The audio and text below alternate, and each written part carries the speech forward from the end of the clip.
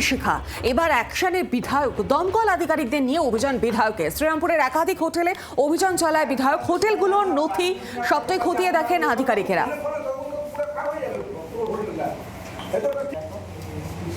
শ্রীরামপুরের ছবিটা আপনাদের দেখাচ্ছি। বিভিন্ন হোটেলে যান বিধায়ক এবং দমকলের আধিকারিকেরা, গিয়ে সেখানকার নথিপত্র খতিয়ে দেখে সঠিক অগ্নি নির্বাপক ব্যবস্থা রয়েছে কিনা, ফায়ার এক্সিটের কি ছবি সামনে উঠে এসেছে, সেগুলো সবটাই খতিয়ে দেখেছেন এবং তারপর একাধিক সিদ্ধান্ত নেওয়া হয়।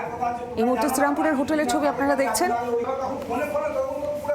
তারাপীঠ নিউ মার্কেটে যে অগ্নিকাণ্ডের ঘটনা ঘটেছিল, 18 জনের প্রাণ গিয়েছে যে ঘটনা, তারপরই কড়া অ্যাকশন প্রশাসনের তরফ থেকে মুখ্যমন্ত্রী কড়া বার্তা দিয়েছিলেন এবং তারপরই যে ছবি দেখা যাচ্ছে, বিধায়ক এবং দমকল আধিকারিকদের সঙ্গে নিয়ে অভিযানে বিধায়ক শ্রীরামপুরের একাধিক হোটেলে যান তিনি।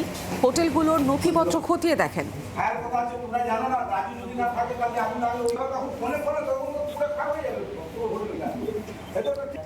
আরো বিস্তারিত জানি, সঙ্গে রয়েছেন প্রতিনিধি বিধান সরকার। বিধান, দেখো সৌমি, তারাপীঠ এবং পার্ক স্ট্রিটের হোটেলে অগ্নিকাণ্ডের পরেই কিন্তু নড়ে চড়ে বসেছে প্রশাসন বলা যায়। কারণ এই ঘটনার পরেই দেখা গেছে যে শ্রীরামপুরের একাধিক হোটেল এবং যে গেস্ট হাউসগুলো রয়েছে সেখানে দমকল পুলিশ আধিকারিকরা সেখানে অভিযান চালিয়েছে এবং দুদিন আগে সেই অভিযানে শ্রীরামপুর থানা ছিল, সেখানে দেখা গিয়েছিল যে অনেক হোটেল বা গেস্ট হাউসের কিন্তু অগ্নি নির্বাপন যে ব্যবস্থা বা ফায়ার লাইসেন্স সেটা কিন্তু ঠিকঠাক নেই, তাদেরকে হুঁশিয়ারি দেওয়া হয়েছিল। পাশাপাশি আজকে যেটা দেখা গেল যে চাপদানির বিধায়ক দিলীপ সিং তিনি পুলিশ এবং দমকল আধিকারিকদের নিয়ে সরাসরি পৌঁছে গেলেন হোটেলে। পিয়ারাপুরের কাছে দিল্লি রোডের ধারে বেশ কয়েকটি হোটেলে তিনি পৌঁছে যান এবং সেখানে অগ্নি নির্বাপন ব্যবস্থা কিরকম রয়েছে, সেখানে তাদের ফায়ার লাইসেন্স রিনিউ করা রয়েছে কিনা, আপডেট করা রয়েছে কিনা, এই গোটা বিষয়টা খোঁজ নিয়ে দেখেন।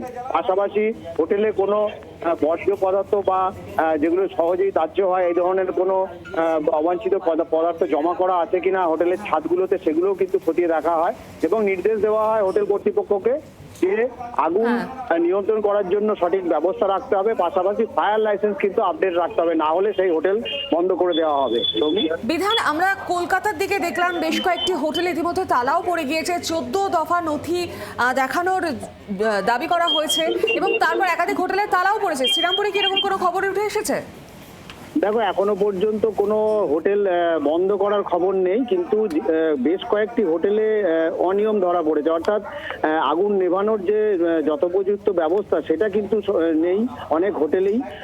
তাদেরকে সতর্ক করা হয়েছে এবং নির্দিষ্ট সময়ের মধ্যে সেই ফায়ার লাইসেন্স রিনিউ করা বা ফায়ার লাইসেন্স ঠিকঠাক করে নেওয়ার জন্য বলা হয়েছে।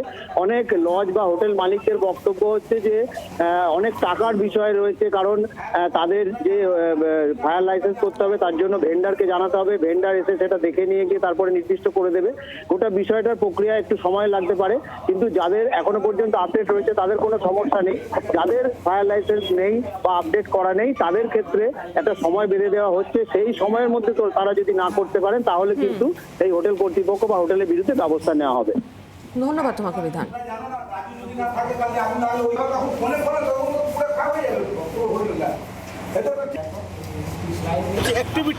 অ্যাক্টিভিটিস পুয়ার আছে, সেটাই বললাম কি অ্যাক্টিভিটিস যেন ঠিক থাকে, যেন প্রত্যেকটা স্টাফ, যেমন ম্যানেজার বললেন যাকে বলেছে সে আসেনি, আমি সেটা তাকে যা আমার কথা কাটাকাটি হয়েছিল তাকে বললাম, সে বলেছে না এটা আমার ভুল হয়েছে। ভুল মানে এইটাই হচ্ছে, ঠিক করতে হবে তাকে, এই ভুল বললে ছাড়া হবে না।